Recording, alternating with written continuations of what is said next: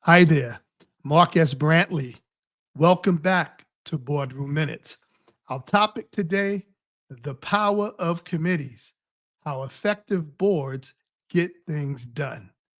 Well, again, welcome back to Boardroom Minutes. We are your premier channel for clear, concise insights into the issues that shapes today's boardrooms at for-profit corporations, nonprofit organizations, and religious institutions like churches. Today, we're talking about something that often gets overlooked, and that's board committees.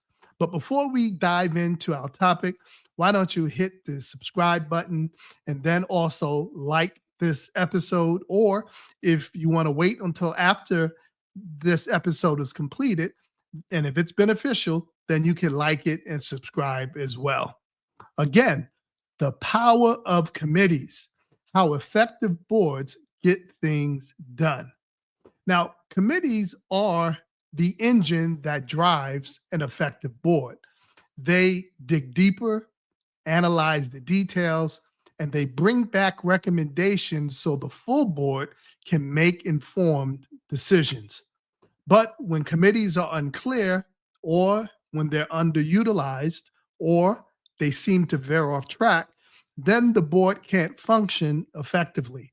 So today, what we're planning to cover are one, why committees exist, two, the key types of committees every board needs, and three, how to make them work without creating confusion or burnout.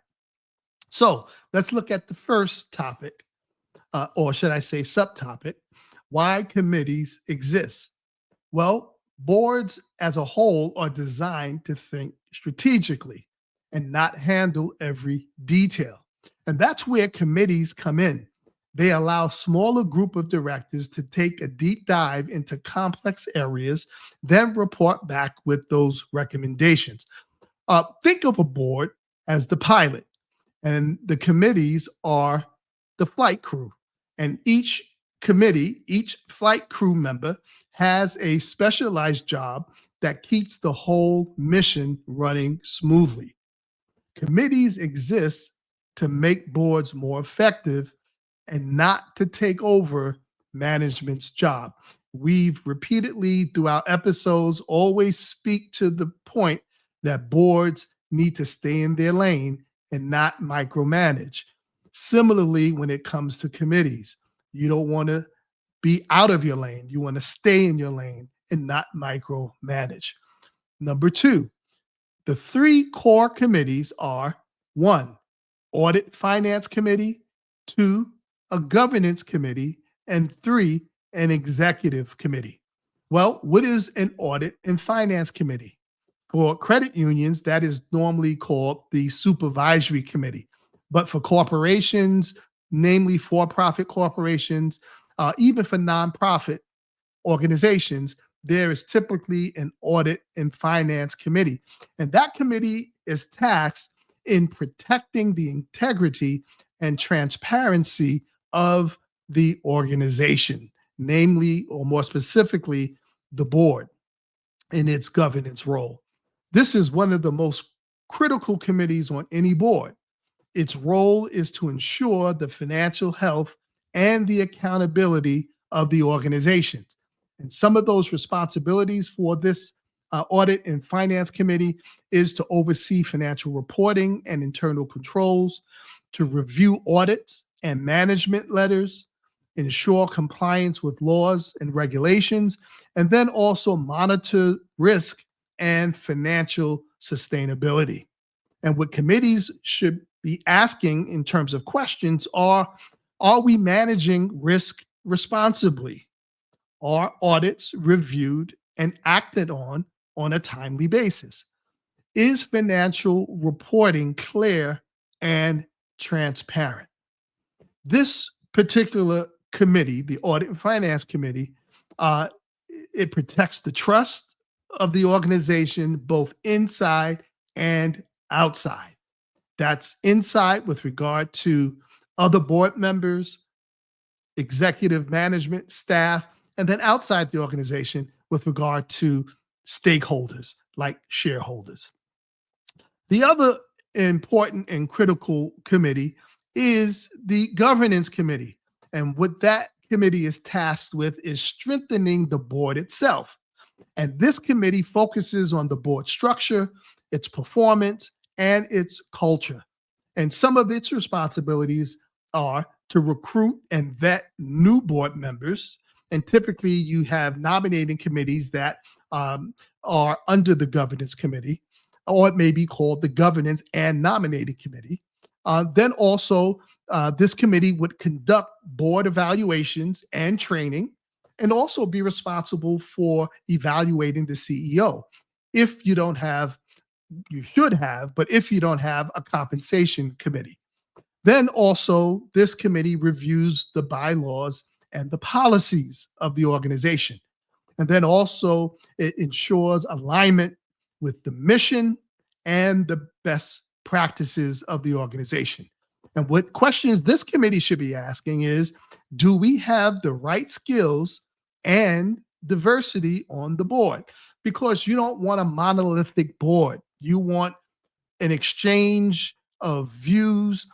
You don't want everyone thinking and speaking the same thing. You want to have robust discussion, and you may not agree, but it's necessary in order to make sound strategic decisions and recommendations to the full board.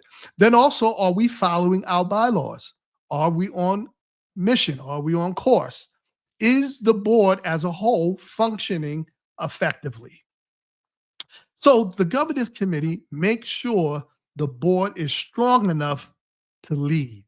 And that's where the nominating committee comes in, and the recruiting process is in place to make sure you have the personnel to lead.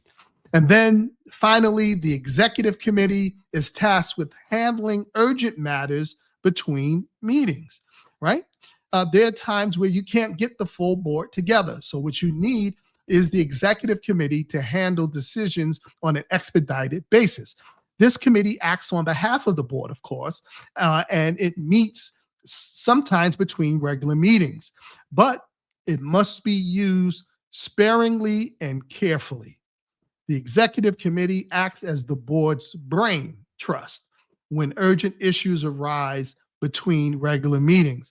And typically, this committee is often made up of the board chair, the vice chair, the treasurer, the secretary, and sometimes the CEO that is sitting ex officio. That means by virtue of his position in the organization as the head management personnel, he is allowed to sit on certain executive committee meetings. And it can authorize actions. It can approve emergency spending or handle sensitive matters when time doesn't allow a full board meeting, especially when you have a board of more than maybe 12 to 25 board members. It's hard to get everyone's schedules in sync. So this is where the executive committee can come in to handle things that need to be done on an expedited basis. And in short, it keeps governance moving when the rest of the board isn't in session. Let me give you an example.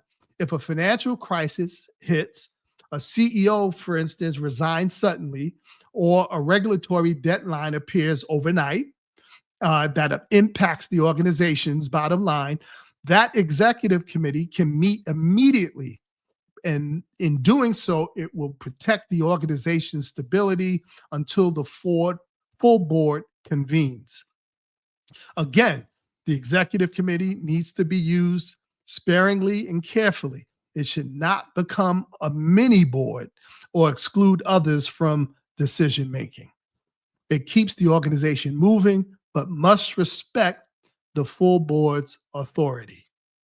And then why don't we, aside from those three boards that I just mentioned, the Audit Finance Committee, the Governance Committee, and the Executive Committee, there are other important committees. I just mentioned about a nominating committee, and sometimes that can be part of the Governance Committee, but if it's not, you can have its own nominating committee to recruit new directors. Then there's also what is called a compensation committee. I did touch on that as well. And that typically reviews the CEO's pay and benefits, and also is responsible for evaluating the CEO to make sure that his or her pay and benefits are in alignment and commensurate with their performance. And then the strategic planning committee, that is sometimes established so that the organization focuses on long-term goals to make sure that the strategic plan is executed and carried out, typically over a 3, maybe 5-year period. And this committee would track the progress of the strategic plan. And then you also have a risk or a technology committee. And it's important, especially today in today's cyber-driven world. You need to minimize risk. You also need to be up to speed and up to date on technology, and that may require a committee. And then also you might want to have a community engagement or a mission committee. And that's typical for nonprofits, also for religious institutions, churches. You want to be able to engage the community. You want to make sure that you're on mission and that the mission is reaching those particular stakeholders that are members of the community. Now, if a committee doesn't serve a purpose, then it's time to either revise the committee, reconstitute it, or simply retire it. It needs to exist for a specific purpose, and that's to handle the detailed and complex items or material that the full board should not be bogged down with. These committees are able to digest the material and then make recommendations. And the full board is aware of all the materials because they should receive these reports in their packages, but the committees are responsible for doing the deep dive and then making summary recommendations to the full board. Now, how do we make committees work? How do we make committees productive and not painful? Because sometimes, you can get too bogged down in the details. And this is what boards should do. There should be clear committee charters or clear committee descriptions. And each committee needs to outline its responsibilities, its authority, and its reporting structure.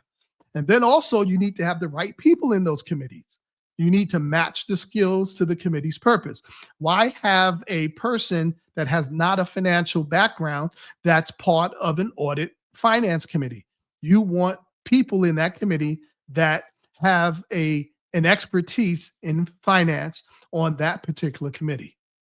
Then also you need strategic thinkers, for instance, for the governance committee.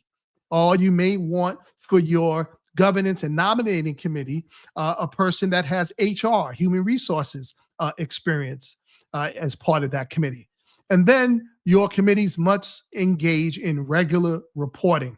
Every committee needs, when it meets, needs to report back to the board clearly and concisely. It needs to report to the full board. And things to avoid is that committees that meet just to meet or overlap responsibilities, that can lead to confusion and ultimately burnout because it's the directors that are members of the committee. And you don't want director burnout, whether it's at the committee level or at the full board level. So to recap, when committees are strong, boards are strong. When committees are effective, boards are also effective. Why? Because they save time, they improve decision making, and they strengthen accountability. But when committees are weak or unclear, then the board tends to lose focus and the organization loses direction.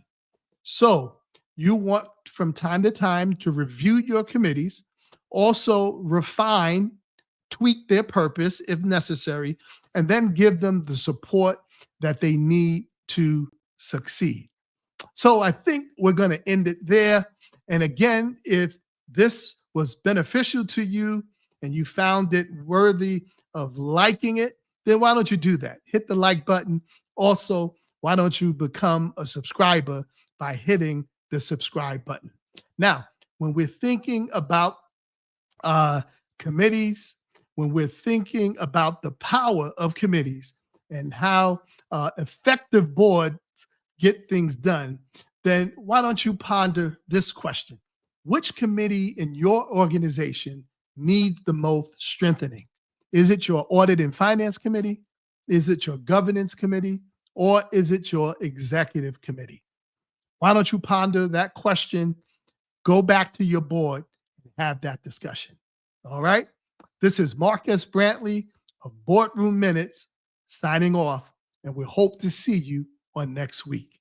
Take care.